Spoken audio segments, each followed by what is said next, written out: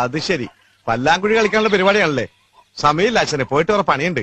കളിക്കാനാണെങ്കിൽ ഞായറാഴ്ച വരാം. അന്ന് ചൂള മുടക്കാം. ക്ഷമ ലേശമില്ല. ലേശം ഉണ്ടായിരുന്നു, ഇപ്പൊ മാറി. എന്ത് ചുമ? ചുമയല്ല, ക്ഷമ ക്ഷമ. അത് മാറിയിട്ടില്ല. ഈശ്വരനിൽ വിശ്വസിക്കുക, അതുമില്ല. പിന്നെ എങ്ങനെ മരണം സംഭവിക്കാതിരിക്കും? ആ പണ്ടെന്റെ ചിറ്റമ്മ തൂങ്ങിച്ചത്ത കാര്യം പറയണ. ആ മനസ്സിലായി. അതല്ല, ആന ചവിട്ടിക്കൊന്നില്ലേ, മനഃപൂർവ്വം കൊല്ലിച്ചതാ. ആര്, പാപ്പാനാ? വല്ലവനൊന്നും മിണ്ടാണ്ടിരിക്കുക. ആദ്യം അസത്തിനോട് മിണ്ടായിരിക്കാൻ പറ. താനിവിടെ ഇരുന്നോളൂ. എന്താണ് ഇത്? ചെത്തിപ്പൂ. ഉത്സവം മുടക്കിച്ചതാ. ആരെ? സാക്ഷാൽ ദേവി തന്നെ. എന്നാ പോലീസ് സ്റ്റേഷനിൽ ഒരു കംപ്ലൈന്റ് കൊടുത്താലോ?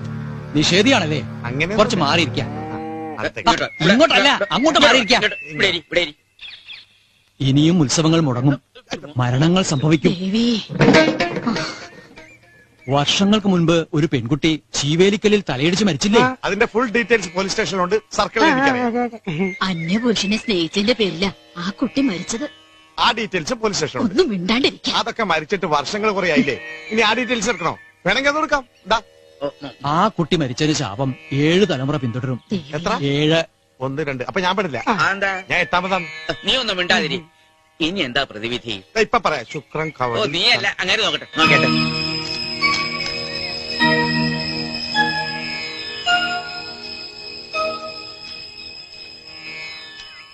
കർമ്മങ്ങൾ കൊണ്ട് ഗ്രാമത്തെ രക്ഷിക്കാൻ പ്രതിവിധി ഒന്നും തെളിയുന്നില്ല.